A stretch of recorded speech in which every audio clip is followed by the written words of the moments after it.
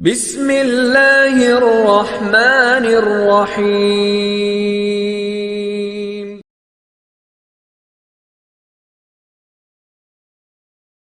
ज़ालिका अज़का लहुम, फरमाया ये अमल कि निगाहें नीची रखो और अपने शर्मगाह की हिफाजत करो, ये सबसे ज्यादा तुम्हारे दिलों को पाक करने वाला है। मैं गारंटी देता हूं कि इस दौर में किसी की नमाज बाज़ौक़ नहीं है, क्योंकि लज्जत नमाज हासिल हो सकती नहीं जब तक कि आपकी आंखों के अंदर इन औरतों के चेहरे नहीं होंगे। ये घूमते रहेंगे, कभी आपको हलावत इबादत नहीं नसीब होगी। टीवी ने बेड़ा गर्क कर दिया। जो भी डॉक्टर के नाम से आता है, दाढ़ी रखी हुई है, औरतों को इकट्ठा करके प्रोग्राम कर रहा है। दीन के लिए भी औरतें इज्तिमा में हैं, दुनिया के लिए भी औरतें इज्तिमा हैं, सकाफती रंग में भी औरतें हैं, और वो नंगी आती हैं। यानी हजूर ने फरमाया, मैं वो दौर देख रहा हूँ कि रुब्बा कासियातिन आरियातिन, कपड़े पहने हुए होंगे लेकिन औरतें नंगी होंगी। और वो उन औरतों के साथ गुफ्तगू करते हैं, उन्हें कब नमाज नसीब होगी, और अगर होगी तो क्या होगा। मैं जो सर पर सजदा हुआ कभी तो जमीन से आई, तेरा दिल तो है सनम आशना, तुझे क्या मिलेगा नमाज। वो नक्शे जो आंखों में बैठे हुए हैं वो हटेंगे तो को लज्जत आएगी।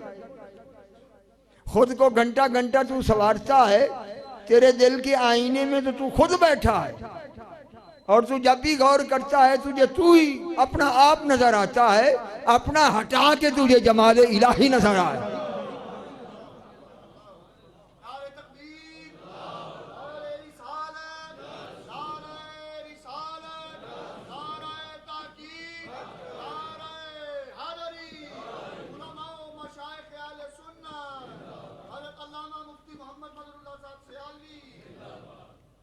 ख्वाजा गरीब नवाज फरमाते हैं, 70 साल मैंने हया और शर्म की वजह से आसमान की तरफ नहीं देखा। इतना अमल था इन चीजों का। फिर उनकी नमाजें भी तो क्या थी। इनके पीर ख्वाजा उस्मान हारूनी जब नमाज खत्म करते थे तो आपकी नमाज की आवाज पूरे नमाजियों में सीना खोलता था, और आवाज आती थी कि 1000 अज़गुनगाराने उम्मत मोहम्मद जे सलाते तो बख्शीदाम, मैंने तेरी नमाज के सदके 30,000 गुनहगारे उम्मत मोहम्मद की बख्शिश कर दी। फिर कहते हो ये गारों में क्यों बैठते हैं, ये चिल्ले क्यों काटते हैं। और हौज में गंदा पानी हो और उसमें अच्छा डालना चाहते हो तो पहले गंदा तो निकालो। क्या गंदे के अंदर अच्छा पानी डालोगे तो वो अच्छा पानी कायम हो जाएगा। पहले गंद निकालो, उस हौज को साफ करो, फिर उसमें पाक पानी डालो।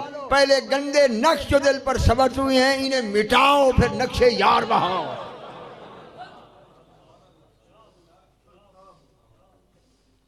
और ये सूफी ऐसे नहीं है जो मैं सही सूफियों की बात कर रहा हूं। आजकल ठग ज्यादा हैं, सूफी थोड़े हैं।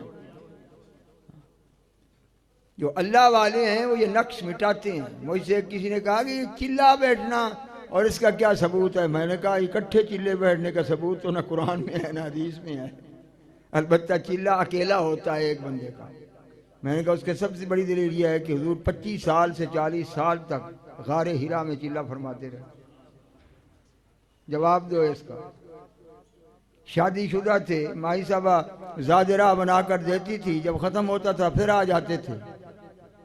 तो 40 साल अशबिस्तान हरा खलबत गुजीर, कौम ने हुकूमत आफरीद। इकबाल कहता है कि इस तरह बैठे गारे हीरा में कि जो कुछ अनवारे इलाही थे वो लेकर निकले, उम्मत भी लेके निकले, हिदायत भी लेके निकले, सखावत भी लेके निकले तब जब रब ने सवार कर निकाला। वीडियो अगर अच्छी लगे, पसंद आए तो लाइक और शेयर कर दें। साथ ही चैनल को सब्सक्राइब करें और साथ ही बेल आइकॉन को प्रेस कर दें ताकि हमारी आइंदा आने वाली हर वीडियो सबसे पहले आप तक पहुंचाया करें।